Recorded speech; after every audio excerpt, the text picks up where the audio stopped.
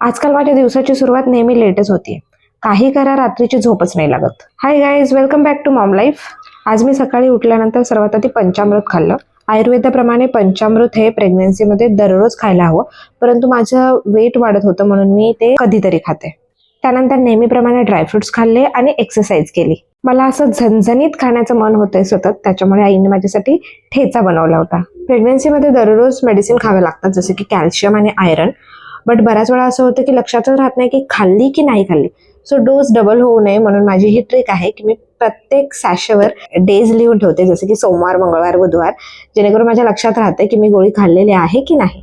आज मी फर्स्ट टाइमच फ्लिपकार्टवरून काही ग्रोसरी ऑर्डर केली होती आणि ती खूप जास्त फ्रेश आली. सो एमर्जन्सीमध्ये ऑर्डर करण्यासाठी बेस्ट ऑप्शन आहे. त्यानंतर माझं एक पार्सल रिसीव्ह झालं, त्याचं अनबॉक्सिंग केलं. यामध्ये न्यूबॉर्न बेबीसाठी आम्ही काही गोष्टी ऑर्डर केलेल्या आहेत, त्या तुम्हाला माझ्या येणाऱ्या व्हिडिओजमध्ये कळतील. आज संध्याकाळी आयांसचा योगा चालू आहे. संध्याकाळी अमोलने माझ्यासाठी हेल्दी नाचणीचे लाडू बनवले. हे लाडू खूप जास्त हेल्दी आहेत आणि प्रेग्नन्सी स्नॅक्ससाठी बेस्ट आहेत. याची रेसिपी तुम्हाला हवी असेल तर कमेंट करा. आज आम्ही डिनरसाठी बाहेर गेलो होतो, छोटीशी आईंसाठी ट्रीट. सो हा होता माझा छोटासा ब्लॉग. भेटूया नेक्स्ट ब्लॉगमध्ये. बाय.